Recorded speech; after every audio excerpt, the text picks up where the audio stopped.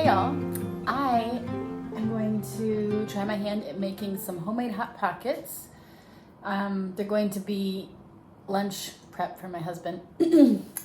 So I was inspired, watched a YouTube video from, Homesteading with the Zimmermans, I think that's what it's called. And she was prepping Hot Pockets for her children for lunches. And she used for her dough, I believe it was a Mennonite hamburger bun recipe. And I think she did like ham and cheese. She ground the ham. I can link that video if you'd like. It looked really good. She had ham and cheese and like a pizza one. So I am kind of going off of that inspiration, and instead of using like hamburger bun dough, I'm using, I did 3 batches of sourdough tortilla dough, which my husband really loves, and I've used it for other things too, and it just works really well, so I like working with this. I will also link this recipe. I think it's Little Spoon Farm, maybe their recipe. The only thing I do different is I don't add, I think it's either baking powder, baking soda, baking powder maybe. Yeah, baking powder. I don't add that. I don't know, I just don't think it's necessary.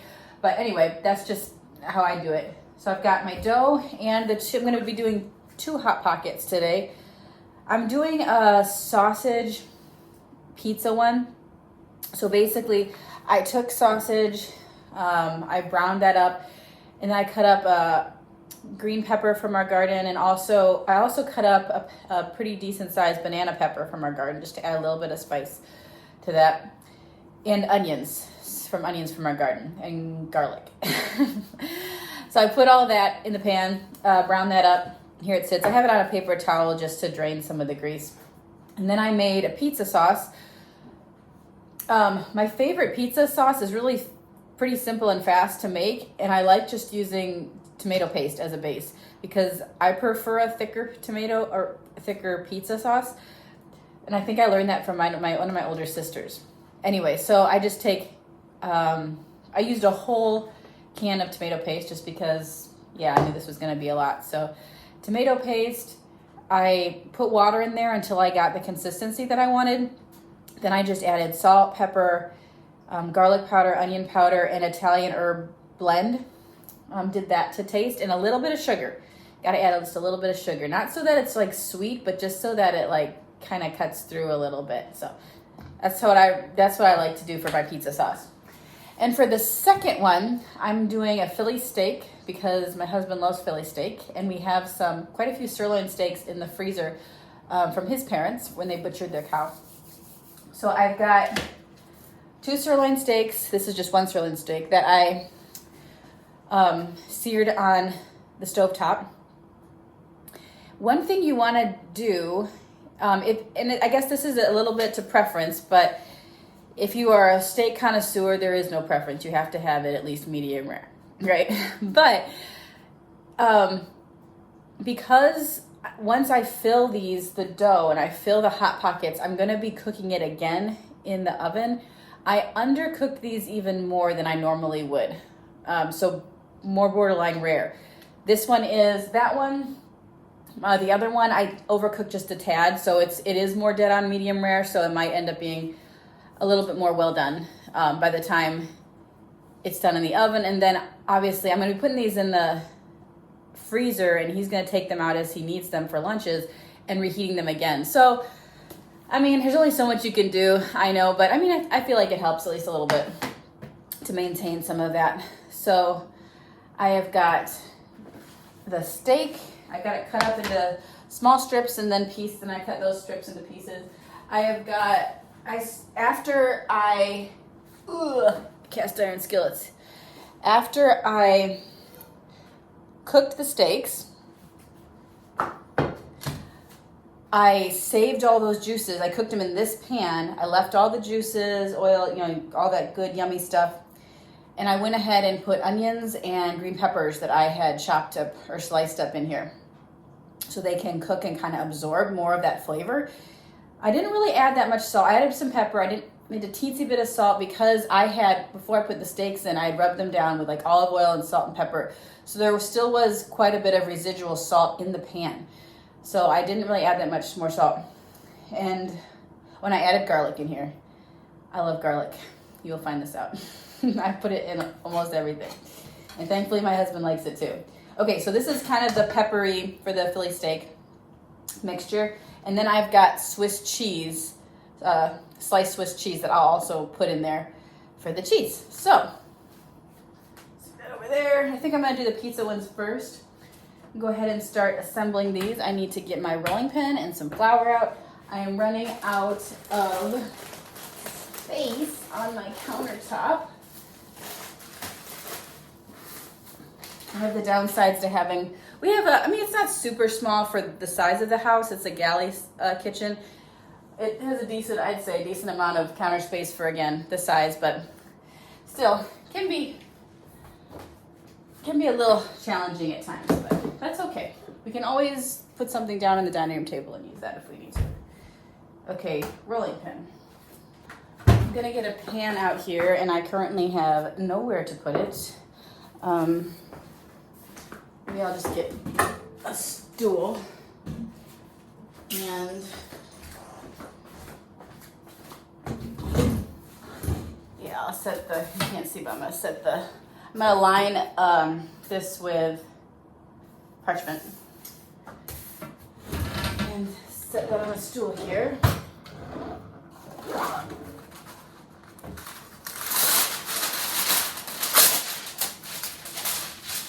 You don't have to use parchment. I like to use parchment. It's relatively cheap at Aldi, so I don't feel like I'm wasting a lot of money, and it saves on cleanup, so I do kind of like to use it.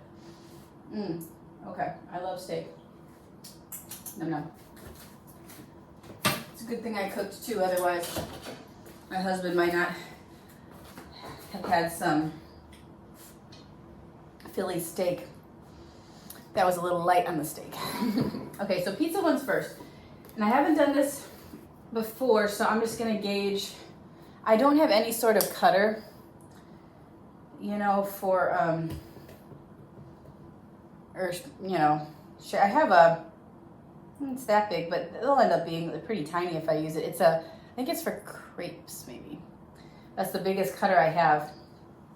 And, it's not, I don't think it's gonna work. So I'm just gonna try to roll them out to as best I can, circles. And I'm not gonna roll them as thin as I would roll tortillas, I don't think. I don't want them to be too bready, just because, well, I don't know. There's gonna be a lot of juices from the steak and the sausage for them to absorb, so we'll see. This is a new venture, so I might have one or two, but I'll have to ask my husband how they taste. So, I'm not the best at rolling circles when it comes to tortillas, but I do find if you kind of move it around and roll it from the middle out, give it like a little bit of a turn, that it helps anyway.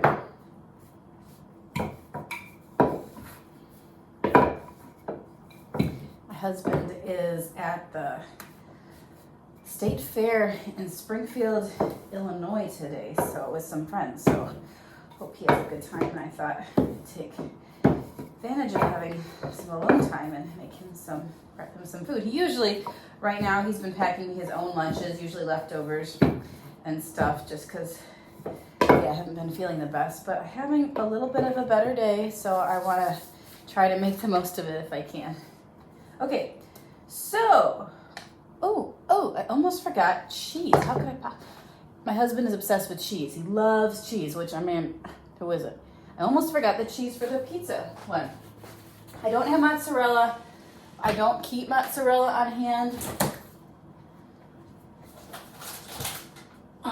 Very often, unless I know it's going to be needed in a recipe. So if I was planning ahead, I might have put some in here on my Aldi list, but I did not. So we're just going to use sharp cheddar, which is his favorite anyway, so I don't think he'll mind. He's pretty easygoing. Okay. I don't know if you can see what I'm doing or not. I've got my massive rolling pin here in the way. Okay, some sauce. I always make more if I need it, but I just don't want to make sure I have enough. in there for him. I know sometimes when you cook and you put sauce or something in any sort of either turnover-y thing or calzone-y thing, the bread can sometimes absorb it and then it like disappears. So I don't want that to happen. I want to make sure I put plenty. He might end up having more Philly steaks than pizza ones, but I think he'll be okay with that. And that's more or less his favorite. Okay. Maybe a little bit more sauce on top? I don't know. We'll see. I tend to overstuff things whenever I do things like this, so yeah. Cheese on top of that.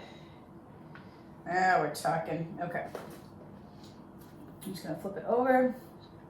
I'm making these relatively big because, yeah, these are going to be lunches for a man, not for a child. So, and one other reason I like working with this tortilla dough for things like this is because it is pretty stretchy. Okay, so now I've got a fork, and this is how I'm going to seal the ends. I'm just going to run my fork all around, and hopefully it'll help keep everything that's inside where it needs to be.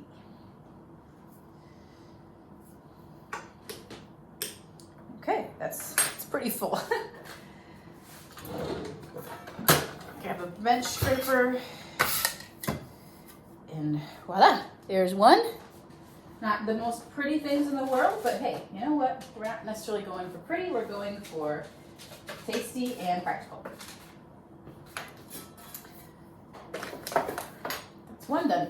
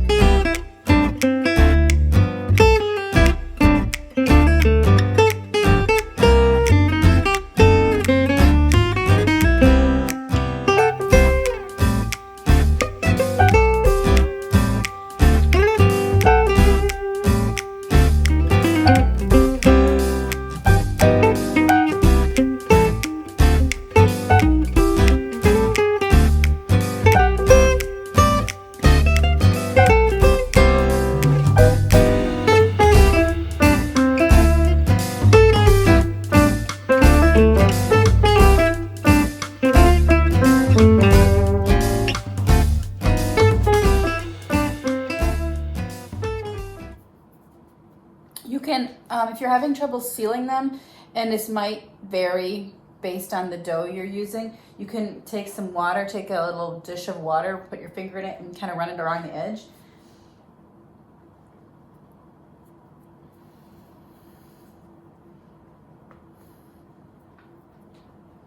With this particular dough, I don't have as much problem, but I don't know, maybe I will. We'll find out if it comes out. And if your fork starts to stick as you do it, just dip it in the flour. That helps a lot.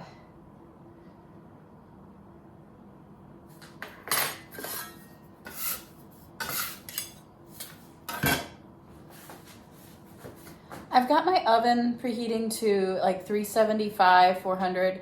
I'm gonna try that, see if that works. I think it'll be okay.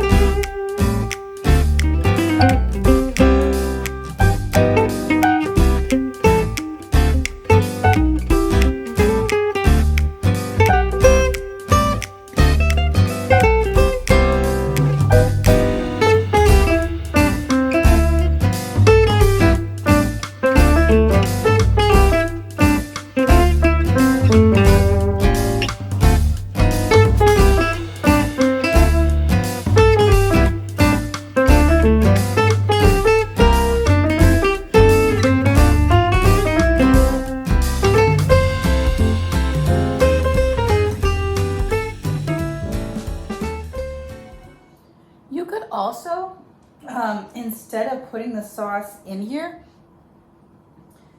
you could also just go ahead and make this like cheese and meat, you know, the cheese and the sausage mixture, or the cheese and the steak and peppers, and then make like a dipping sauce, which would be really good for supper. It might be a little bit more cumbersome for lunches, but then you could like dip it in pizza sauce, which you could still do, but you know, it might be a little redundant. But that might be like a really good way to do that. But for lunches, the ease of this is probably better. But that way, like I said, a lot of times sauces and stuff will absorb into whatever dough, you know, you're making or you're using. They become non-existent. They cease to exist. 3. Okay, I'm only be able to fit 3 on a pan. Let's see if I can hold these up. Here we go. So these are ready to go in the oven, and we'll see how long they take. I'll kind of keep an eye on them as we go. Oops, I'm sorry, Daphne.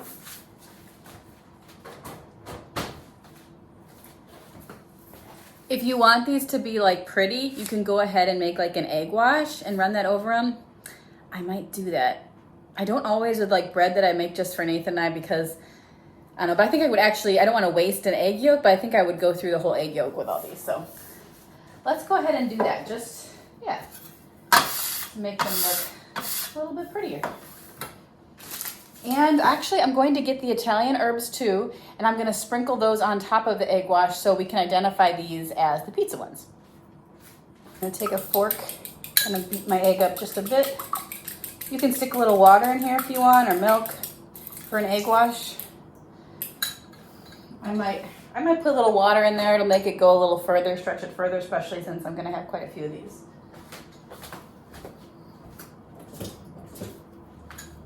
Just like a tablespoon or 2. Nothing too crazy. Okay. Got my little brush here. I'm just going to lightly brush these, and they'll make them nice and pretty and shiny when they come out of the oven.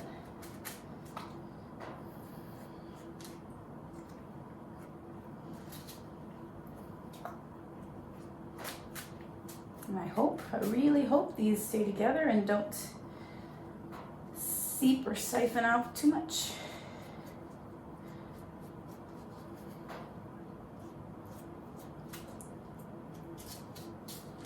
Okay.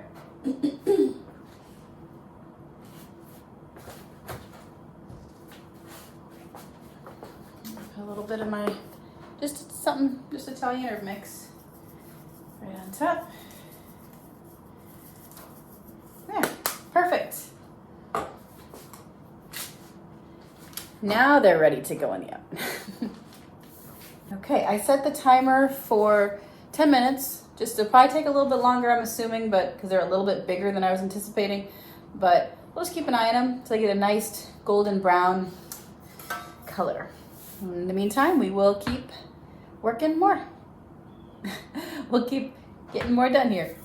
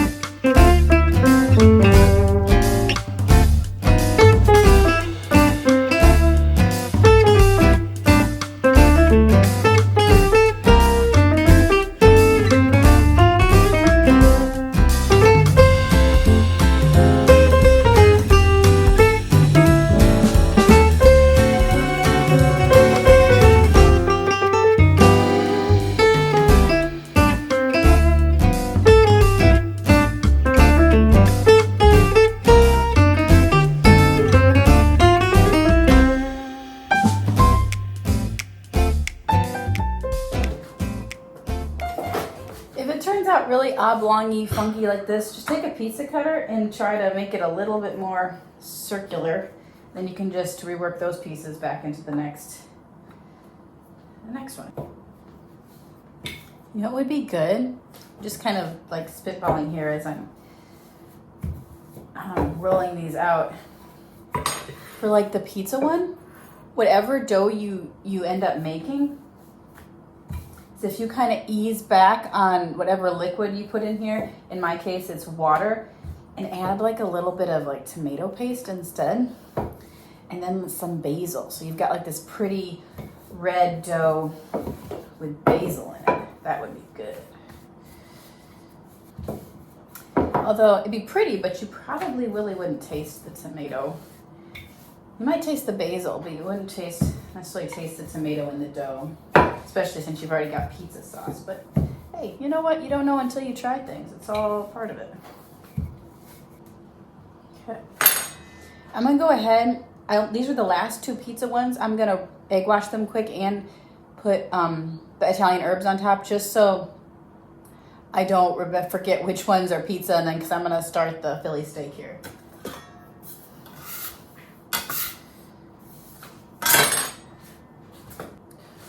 Okay, I've got one rolled out here and I'm ready to do a Philly steak.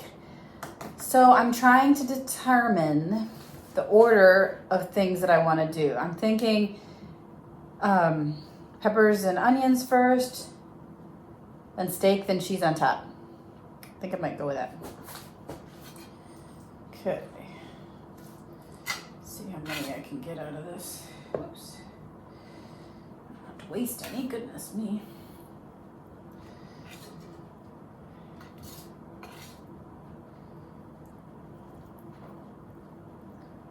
Go too crazy with the onions and peppers.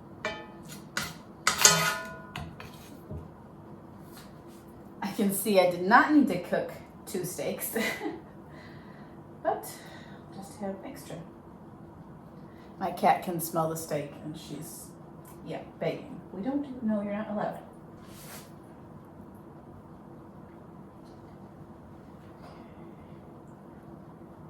Put extra steak in them for him.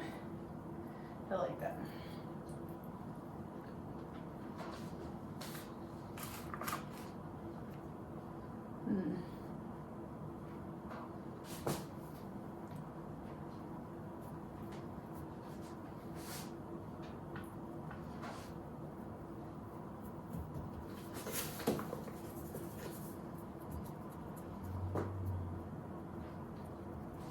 Okay.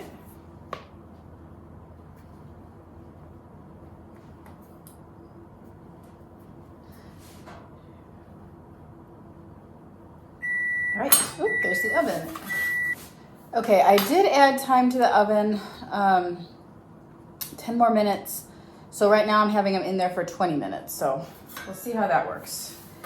They are bigger than I thought they would be. So it's usually how I roll. I make things too big.